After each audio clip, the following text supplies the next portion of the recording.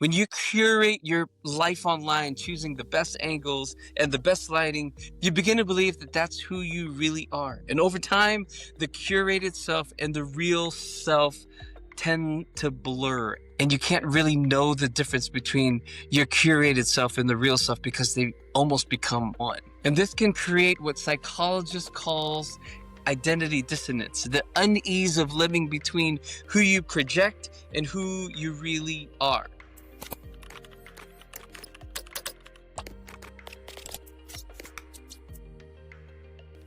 Hey everyone, welcome back to the channel. I'm Usita.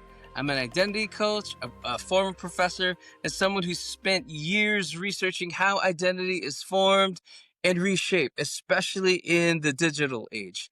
So on this channel, we talk about how to live authentically, how to build clarity around who you are and understanding who you are, and then how to navigate the world that's constantly telling you who you are and what they're saying may not truly be who you are. So let's get into it.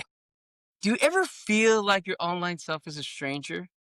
Like we can curate, we filter, we project, but what happens when the digital mirror starts to distort your true reflection? This video dives deep into how social media is quietly reshaping who you think you are, even when you're offline. So let's explore how this digital mirror affects your self-perception and what you can do about it. So number one, the comparison trap. Social psychologist Leon Festinger's social comparison theory tells us that we define ourselves in relation to others. And so you kind of find your identity, obviously, in relation to others. And if you're just by yourself, then there's really no need for identity because it's just you, right? Social media magnifies this by putting endless highlight reels in front of us. We compare our messy, unfiltered lives to everyone else's polished, curated, perfect versions of who they're saying that they are. And every scroll becomes a subtle reminder of what we're not.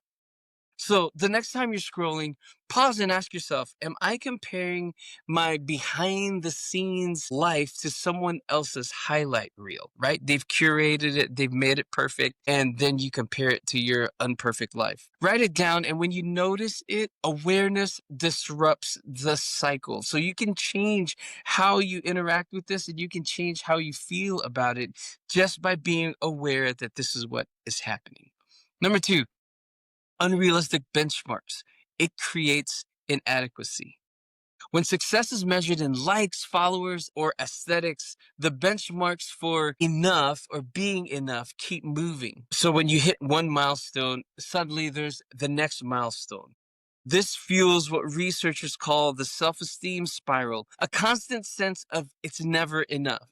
And here's the irony, even when you achieve what others praise, you might still feel empty because the benchmark isn't rooted in your authentic self. It's rooted in the next thing, the next 100, the next 1,000, the next benchmark. So we need to define our benchmarks. You need to ask yourself, what does success look like for me offline? Write 3 metrics that actually matter. Maybe it's to be present with family. Maybe it's spiritual growth. Maybe it's completing a degree or a personal project. But whatever it is, we get to choose what that is. And that becomes the benchmark for what success is. Number 3, the paradox of connection. Social media promises connection, but for many, it creates isolation. It's this perceived connected existence that really disconnects us from ourselves, but also disconnect us from other people. The American Journal of Preventive Medicine found that high social media use doubles the likelihood of perceived social isolation. So we call it social media, but really it's a distancing media. Now, why is that? The reason why that is because likes and comments mimic intimacy without delivering it. So we see it, but we don't necessarily experience the true intimacy in it.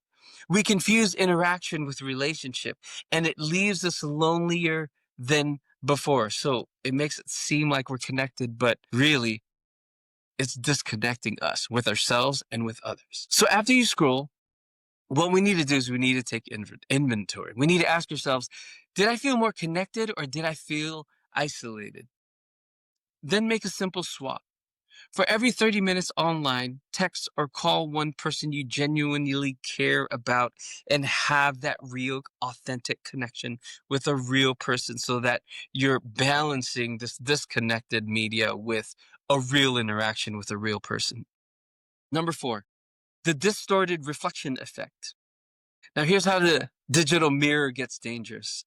When you curate your life online, choosing the best angles and the best lighting, you begin to believe that that's who you really are. And over time, the curated self and the real self tend to blur. And you can't really know the difference between your curated self and the real self because they almost become one. And this can create what psychologists calls identity dissonance, the unease of living between who you project and who you really are.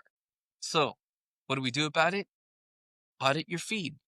I've said this in a couple videos before. Ask yourself, does my online presence truly reflect my values or just my aesthetics? Delete one post this week that doesn't align with who you are. Audit your feed, audit your posts. Go back and delete things that just doesn't fit. Number 5, reclaim your authentic self. Now, here's the hope. Your digital mirror doesn't have to distort. You can use it as a tool for reflection. Social media can amplify your authentic identity if you approach it with clarity. So when you post from a place of values, not validation, your online persona, your online self echoes and reinforces your real world self instead of replacing it, instead of distorting it. So before your next post, you got to ask yourself this question. Am I posting this to express who I am, or am I posting this to impress others? Am I posting this to get more likes? If it's the latter, then pause. Take some time, post with intention and not with insecurity. So, to close, social media is neutral, but understand that it also shapes how you see yourself. It also shapes who you're becoming, whether you realize it or not. The digital mirror can either distort your reflection or it can help you clarify who you are becoming. You're more than your likes. You're more than the images and videos that you let other people see. You're more than your digital echo. So here's my challenge. This week, take one small challenge from today's insights, whether it's noticing comparisons, setting your own benchmarks, reaching out to someone offline and someone real, auditing your feed, or posting with intention. Because the goal isn't to escape the digital mirror, it is to ensure it reflects the truest and real, authentic version of you. Now, if this video resonated with you, hit subscribe, share it with someone who might need this reminder. And in the comments, tell me, which reflection in the digital mirror do you most struggle with? So until next time, live from your true self, not your filtered one. And always remember, be unique, but belong. Thanks for watching.